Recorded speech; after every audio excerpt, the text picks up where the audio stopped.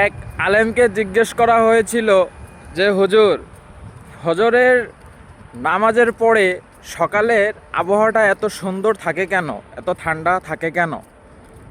জবাবে তিনি বলেন, ফজরের নামাজের পরে কোনো মুনাফিকের নিঃশ্বাস বাতাসে মেশে না, তাই ফজরের পরে বাতাসের পরিমাণ এত ঠান্ডা থাকে যে অন্য ধরনের একটা অনুভূতি প্রকাশ পায়। উবাই ইবনে কাব রাদি আনহু থেকে বর্ণিত, একবার মহানবী সাল্লাল্লাহু আলাইহি সাল্লাম আমাদের ফজরের নামাজ পড়িয়েছেন। সালাম ফিরিয়ে জিজ্ঞাসা করেন, অমুক কি আছে? লোকেরা বলল, নেই। তারপর আরেকজনের নাম নিয়ে জিজ্ঞেস করেন, অমুক কি আছে? লোকেরা বলল, নেই। তিনি বলেন, এ দুই নামাজ, এশা ও ফরজ, মুনাফিকদের জন্য সবচেয়ে কঠিন। তোমরা যদি জানতে যে এই দুই নামাজের কি পরিমাণ সওয়াব আছে, তাহলে হামাগুড়ি দিয়ে হলো নামাজ পড়তে।